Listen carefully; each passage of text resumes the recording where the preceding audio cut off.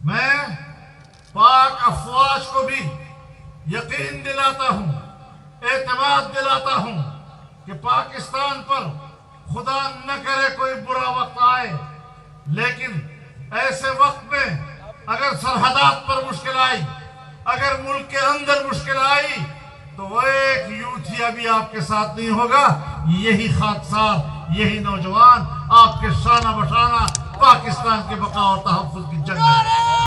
لیکن میں آج اس موقع پر بڑے احترام کے ساتھ ایک شکوہ کرنا چاہتا ہوں اپنی عدالت عظمیٰ سے، محترم عدالت سے، فاضل ججز سے۔ جب چیف ایگزیکٹو نے اپنے ایگزیکٹو اختیارات کو استعمال کرتے ہوئے ایف آئی اے کے افسر کو یا افسروں کو تبدیل کیا، تو آپ نے سو موٹو کیوں لیا؟ کس کے کہنے پہ لیا؟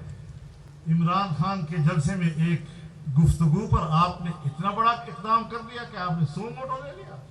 پھر آپ آئے نا، پھر آپ حکومت کریں، پھر آپ ایگزیکٹو چیف بن جائیں۔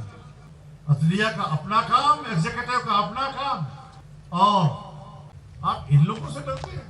یہ عدالت کے سامنے کھڑے ہو جائیں، اور اگر یہ مخلوق عدالت کے سامنے کھڑی ہو گئی پھر کیا کرو گے؟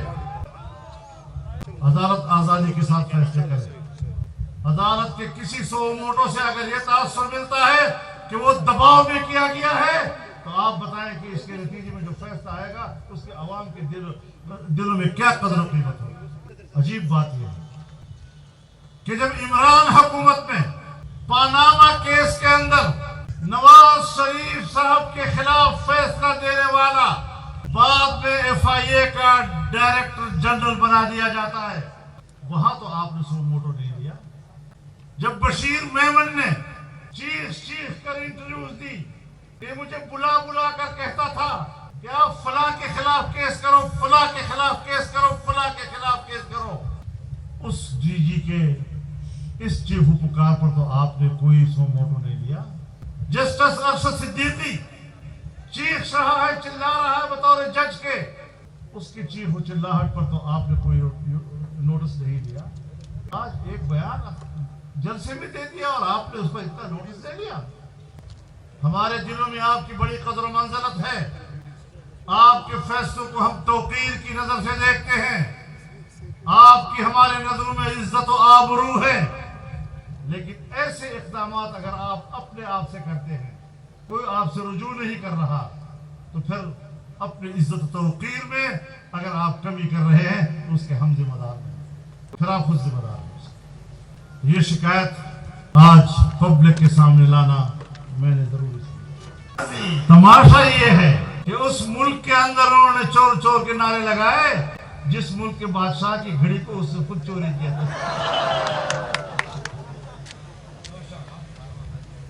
اے توشہ چور،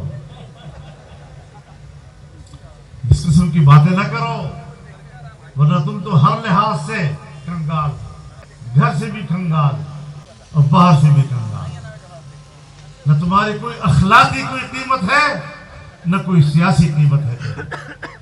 دنیا تمہیں جانتی ہے، تم پر اعتماد کرنے کو تیار نہیں، کیوں تیار نہیں؟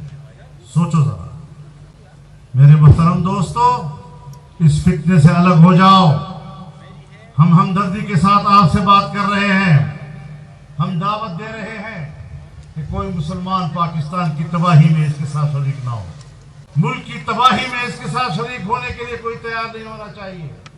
ہاں، میں جانتا ہوں، اتنا ضرور جانتا ہوں کہ ملک کے اندر ایک ایلیٹ کلاس ہے، اشرافیہ، ان کے گھروں میں ان کی آنٹیاں آنسو بہا رہی ہے عمران کے جانے پہ۔